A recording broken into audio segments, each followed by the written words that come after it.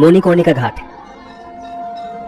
ভারতবর্ষের উত্তরপ্রদেশ রাজ্যের বারাণসী শহরে গঙ্গা নদীর তীরে অবস্থিত পবিত্র নদীঘাটের মধ্যে মণিকর্ণিকা হল অন্যতম পবিত্র শ্মশান ঘাট। এটি হলো সেই জায়গা যেখানে হিন্দুরা বিশ্বাস করে যে একটি মৃতদেহের দাহ মৃতদের জন্য মোক্ষ লাভ নিশ্চিত করে।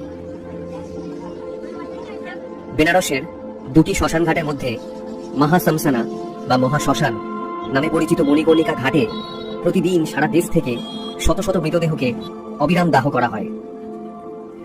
আর অন্য ঘাটটি হল হরিশ্চন্দ্র ঘাট। মণিকর্ণিকা ঘাট এবং এর ওপরে মণিকর্ণিকা কুণ্ড, অর্থাৎ এই জলাশয়কে ঘিরে অনেক রকম প্রবাদ বাক্য প্রচলিত আছে। যেমন এটা বিশ্বাস করা হয় যে ভগবান বিষ্ণু তার চক্র ব্যবহার করে একটি গর্ত খনন করেছিলেন, যা চক্র পুষ্করিণী কুণ্ড বা মণিকর্ণিকা কুণ্ড নামে পরিচিত। এবং একই সময় ভগবান শিব ভগবান বিষ্ণুকে দেখেছিলেন কানের দুল অর্থাৎ কর্ণিকার মণি বা মণিকর্ণিকা ভগবান বিষ্ণুর গর্তে পড়েছিল। দ্বিতীয় কিংবদন্তি অনুসারে ভগবান শিবের সহধর্মিণী দেবী পার্বতী তার কানের দুল লুকিয়ে রেখেছিলেন এবং ভগবান শিবকে সেগুলি খুঁজে পেতে বলেছিলেন। বর্তমানে মণিকর্ণিকা ঘাট তীর্থস্থান এবং শ্মশান উভয়ের জন্যই বিখ্যাত। ধর্মীয় সাংস্কৃতিক কর্মকাণ্ড ও স্নানের দিক থেকে এই ঘাটের বিশেষ গুরুত্ব রয়েছে। এখানে সূর্যগ্রহণ, চন্দ্রগ্রহণ, নির্জলা একাদশী, মকর ও বিষ সংক্রান্তি, গঙ্গা দশেরা, ছট, শ্রাদ্ধ শান্তির অনুষ্ঠান ইত্যাদি ক্ষেত্রে স্নানের বিশেষ গুরুত্ব রয়েছে। মণিকর্ণিকা ঘাট বেনারসের লাহোরি টোলার কাছে অবস্থিত। এখানে রেল স্টেশন বা এয়ারপোর্ট বা বাস রাস্তায় খুব সহজেই পৌঁছানো যায়। এছাড়া গঙ্গা ঘাট বরাবর হেঁটেও এখানে পৌঁছানো যায়।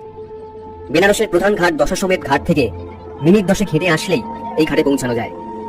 এছাড়া যে কোনো ঘাট থেকে নৌকা যাত্রা করেও মণিকর্ণিকা ঘাটে খুব সহজেই পৌঁছানো যায়।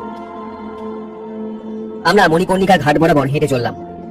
প্রথমে বার্নিং এরিয়া থেকে একটু এগিয়ে যেতেই শ্মশান চত্বরে একটি মন্দির, যেখানে সকলে পুজো প্রার্থনা করছেন। তারপর সিঁড়ি দিয়ে ঘাটের ওপরে রাস্তার দিকে চলতে লাগলাম।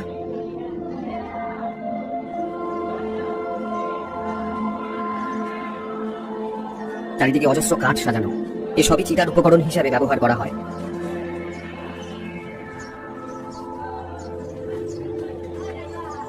সামনে দুটি রাস্তা,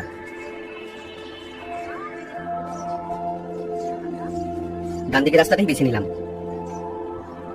অজস্র কাঠের স্তূপ, এরকম একসাথে এত কাঠের স্তূপ আগে দেখিনি। রাস্তার মধ্যেই প্রচুর ছাই এবং সেখান থেকে ধোঁয়া বেরোচ্ছে। তাহলে কি এখানেও চিতার সমাধি হয়েছে? হয়তো নয়।